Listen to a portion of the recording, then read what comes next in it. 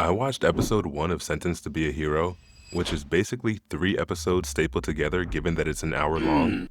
And honestly, I can't see how this show is going anywhere interesting. The animation is insane. I mean, visually, this show is god tier. The colors, the explosions, even the sliding. The whole aesthetic is great, truly. But the more I watched, the more it felt like the title of the show should be Sentenced to Be Generic.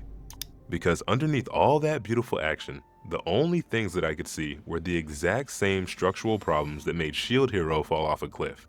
And the comparison is impossible to ignore. You've got disgraced hero drafted into a rigged system, weaponized girl who's an object that moves the plot forward, corrupt religious and political structure, and a kind of general looming revenge theme. And don't get me wrong, I love a good revenge plot. Personally, I thought Shield Hero had a pretty great pilot episode. But when we compare them side by side, Xylo isn't even as interesting as Naofumi. Teo Rita is more annoying than the Shield, and Dota is less cool than Raftalia. And the problem with this is that the premiere is long, an hour long. They had 60 minutes to do something with these characters. They could have locked in at least one meaningful relationship, made the audience understand the MC's worldview or perspective, some of his goals, motivations, I don't know. They could have done some genuine world building and setup so that we would at least have an idea of what's going on. But instead, Sentenced to Be a Hero just keeps telling you the world is brutal, these people are broken. And before it can show you anything meaningful, it tries to distract you with another gorgeous fight. It's like the show is terrified that if a character just speaks like a human being for more than 30 seconds, you'll get bored. And that bleeds into the world building. We've all seen enough dark fantasy now that corrupt church, disposable heroes, demonic plague, whatever, is not automatically interesting. And even though that's not completely fair, the bar is just a bit higher now. So when you introduce a legal system that literally sentences you to heroism, a war where the front line is made of immortal criminals, goddesses that are mass-produced, you kinda wanna know what everyone else does. Like, how does a normal citizen feel about this situation? How do the priests justify turning little girls into WMDs? How can they even do that? What's the magic system like? What are some of the general combat mechanics? Which crimes can land you on the front lines? Is resurrecting someone who's seemingly weak like Dota even worth the trouble if resurrection is so challenging? We're given so little information in this episode, it's hard to understand what's cool or impressive.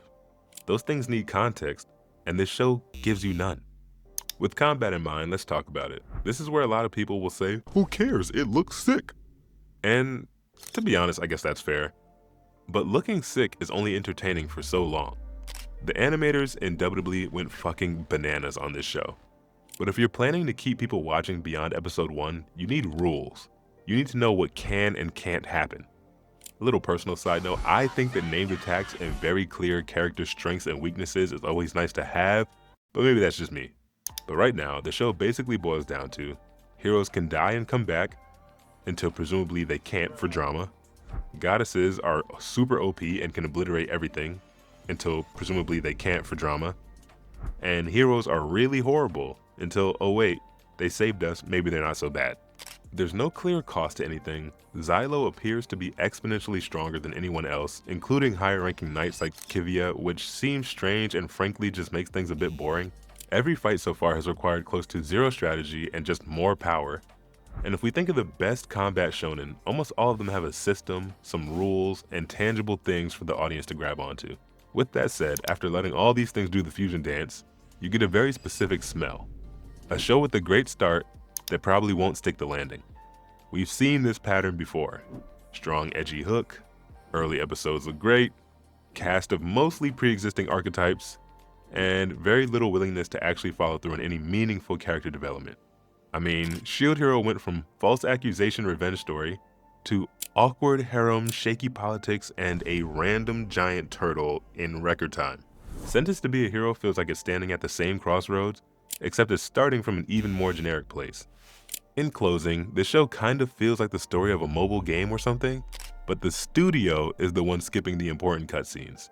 So for me right now, Sentenced to Be a Hero is definitely S-tier visuals, maybe a B-tier setup, like C-tier storytelling and characterization / development, and a giant question mark hanging over whether or not they actually want to say something about the world that they built. If you love the premiere, I'm not mad at you, I get it, it's cool. But I am curious, Did you like it because you believe the story will go somewhere and that the show will end up being good?